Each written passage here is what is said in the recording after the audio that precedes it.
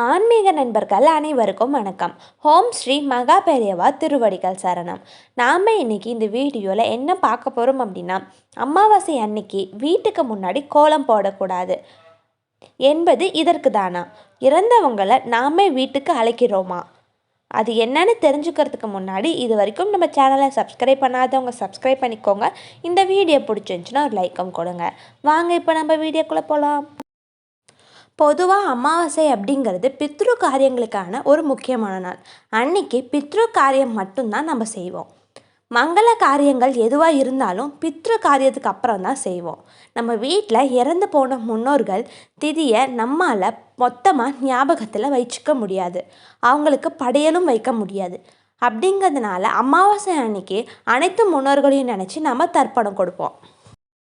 அதனால் நம்ம வீட்டில் வேறு என்ன பண்டிகை விசேஷங்கள் வந்தாலும் முதல்ல பித்து கடனை முடிச்சுட்டு அதுக்கப்புறம் தான் அந்த பண்டிகையும் விசேஷங்களையும் நம்ம கொண்டாடணும்.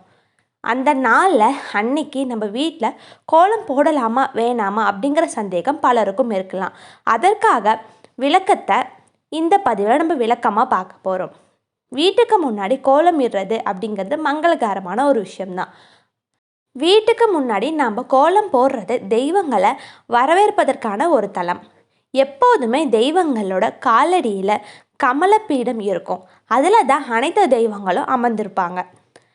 நம்ம வீட்டுக்கு முன்னாடி போடப்படும் கோலத்தின் மீதும் அப்படி தான். அது தெய்வங்கள் நம்ம வீட்டுக்குள்ளே வருவதற்கு ஒரு மங்களகரமான வரவேற்பு. அமாவாசை அன்னைக்கு நம்ம வீட்டுக்கு முன்னாடி கோலம் இட்டால் அது தெய்வங்களுக்கான களம் அப்படின்னு நினச்சிட்டு முன்னோர்கள் நம்ம வீட்டுக்கு வராமல் சென்றுடுவாங்க. அதனால் அமாவாசை அன்னைக்கு நம்மளோட முன்னோர்களை நினச்சி அவங்களுக்கு தர்ப்பணம் மட்டுமே கொடுக்கணும், கோலம் போடக்கூடாது. அப்படி கோலம் போட்டால் நாம் கொடுக்கும் தர்ப்பணம் நம்மளோட முன்னோர்கள் ஏற்றுக்கொள்ளாமல் போக நேரிடும். நம்ம வீட்டில் ஏதாவது பூஜை செய்வதாக இருந்துச்சு அப்படின்னா முதல்ல பித்ருக்களுக்கான தர்ப்பணத்தை கொடுத்துட்டு அதுக்கப்புறம் பூஜை செய்யலாம். நம்ம வீட்டுக்கு முன்னாடி அமாவாசை அன்னைக்கு கோலம் எதுவுமே போடாமல் காவி மட்டும் வேண்டும்னா பூசிக்கலாம். ஆனால் அந்த காவியிலையும் நாம் கோலம் போடக்கூடாது. அமாவாசை அப்படின்னு எதற்காக நம்ம வீட்டுக்கு முன்னாடி கோலம் போடக்கூடாது என்பதை பற்றின தெளிவான விளக்கத்தை நீங்கள் உங்கள் வீட்டில் அதே போல் கோலம் போடாமல் பித்ரு கடனை முடித்து முன்னோர்களுக்கு தர்ப்பணம் கொடுத்துட்டு பித்ருக்குல ஆசீரை பெறுங்க.